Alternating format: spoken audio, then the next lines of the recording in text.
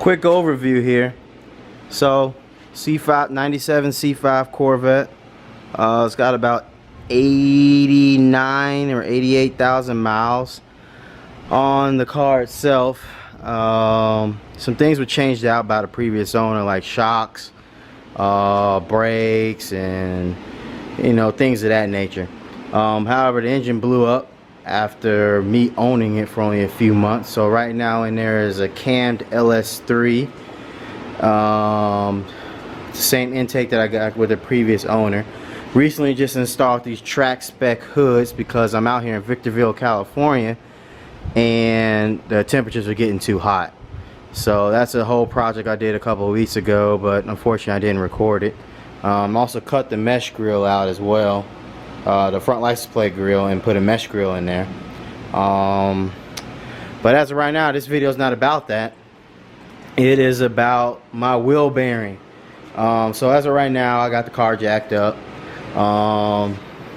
One jack there, got the one jack stand there, one jack there, another jack stand underneath back here on the back. And went to go get my tires redone the other day because they were almost bald, and the guy let me know that I have a bad wheel bearing. So gonna do a little bit of a check. You can actually a little bit of a check real quick to show you guys what I'm talking about. If I can find a place to actually put this camera. Let's see, I'm gonna pause it. So, like I was saying, told me I have a bad wheel bearing. I did a check myself the other day. You can see here.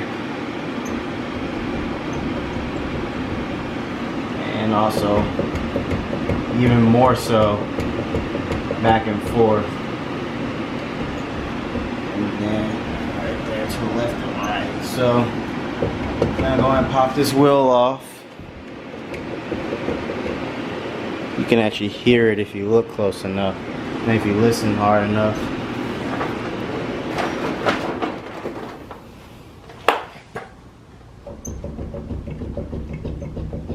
You can hear the whole thing rattling.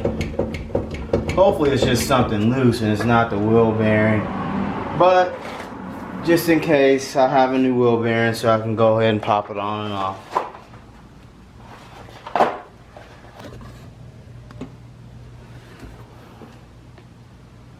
And I'm gonna go ahead and remove this the brake along with the brake caliper, brake caliper bracket. Then go ahead and pull the rotor off, and I'll show you step by step after that. So last time the camera ran out of battery, so the last thing you saw was me having a rotor on there with let me turn this fan off.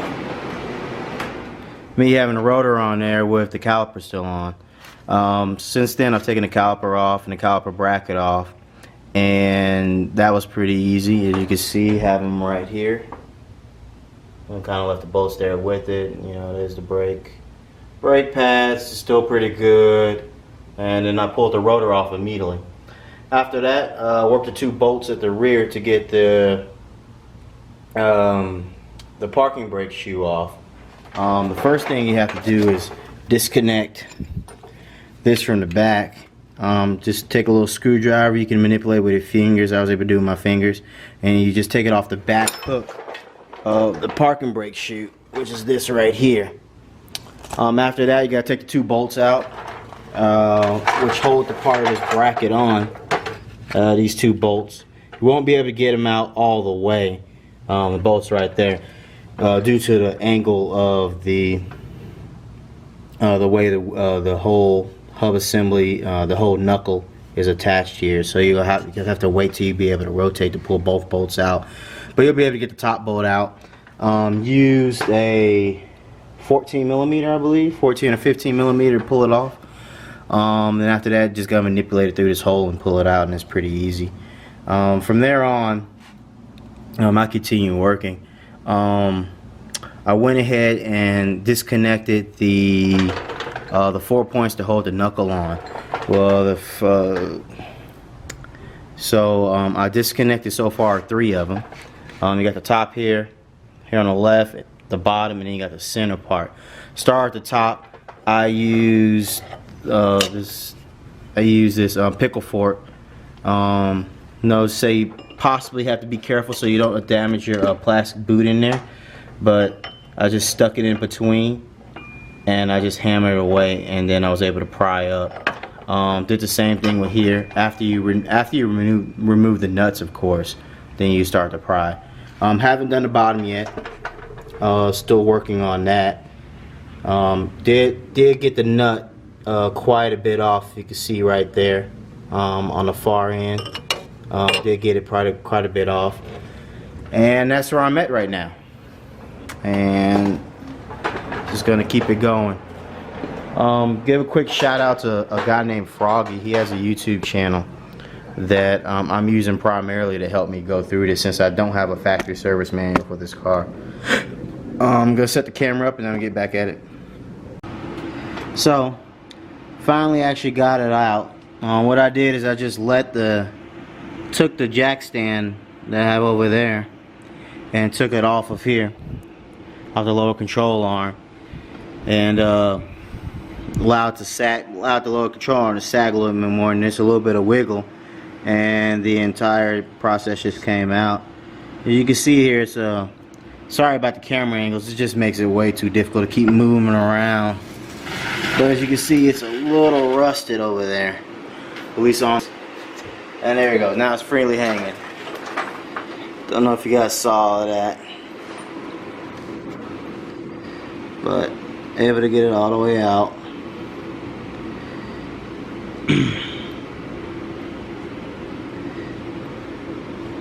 Alright, next thing is this lower ball joint right here at the bottom. What the hell? I gotta go fix it. I gotta fix it anyway.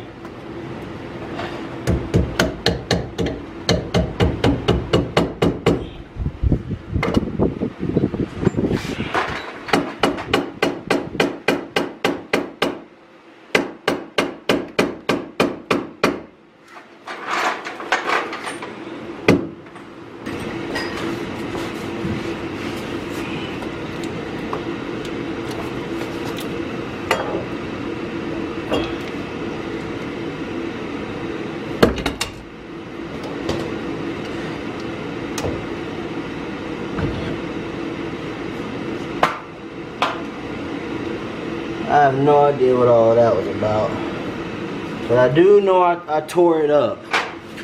I do know that.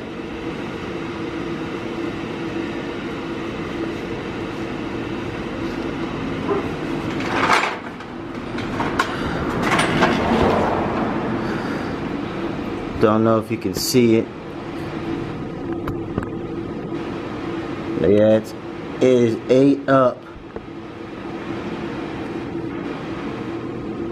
Figure it out later, as usual. Well, anyway, whole knuckles off. As you can see here. Next thing I gotta do is there are 3 star, as like you see right here, that I need to take out, change the wheel speed sensor. And that's it, and then start putting it back together, and I'll hit you guys back up when I get there. Alright, so got everything disconnected here.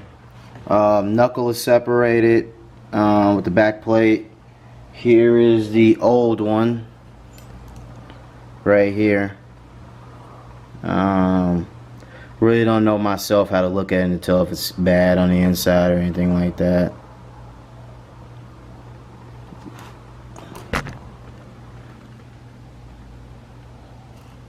But anyway, that's the old one. And here's a new one. I got it at O'Reilly's. It's Precision. It's not their store brand, but it's their next highest level that they have. No, there's probably better ones out there that you can get online or you know, Summit or something like that, or you know. But I was just trying to get something quick from the store. I didn't feel like waiting a week to try to fix this, because my car is my daily driver. So I had to look at another guy's video, try to figure out how to orient the knuckle and back plate, because I didn't pay attention how to do it. But basically I got it together right now. So I'm gonna go ahead and reattach the two, and torque the bolts down, all three pieces back together. The little precision thing came with a torque sheet here. It actually says for 97 through 04 Corvette to be at 118 foot-pounds. But that's for the axle nut. So as of right now, I'm gonna follow the advice of another YouTube channel from a guy named Froggy, and I'm gonna go with spec he used on his bolts right here, the bolts that hold the three pieces together. Had to go back to the store and get another T55. That's what these use, because I tried a T50 and it started to strip this one. I don't know if you can see it there in the video. Kind of coming through a little hazy, but started to strip it. So I immediately went to the store and got T55. I think he's recommended putting Loctite on it and torquing it to about 55, 56 foot-pounds. But I'm gonna go ahead and start getting that together. Well, got the three bolts torqued down. No need to worry about what specific ones you put in there, because this one's a recessed hole, so it makes things a lot easier. Torqued them down to about 100 foot-pounds. I know the book says for 96, but I did a little bit extra because I was using the extension. Very difficult to do. Probably the best method to use is try to position it like this when you got both of them down, and then try to ratchet, try to torque in this direction. Probably help if you put your hand up here and maybe put a foot right there, but it's definitely a pain. Just be careful, because you're not gonna have a good angle. Watch for slipping. I did slip down here on my one already, on a bolt that I already almost stripped. Or you can find a partner and maybe they can hold it for you, or better yet, just get a vise. But don't have one, so I'm just using what I got here.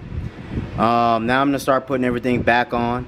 Try to repair that boot that I tore up, and I'll see you in the next video. Well, here we are at the final. About to let the car down and then do some electrical work that I gotta work on real quick. But as you can see, wheel's not torqued down because I have it still in the air, and I have to torque it on the ground. But it's fastened to where the wheel's pretty secure. It's not coming off or going forward. And we're gonna do our test. No movement whatsoever. So I would say that's a win and quite a bit of a save.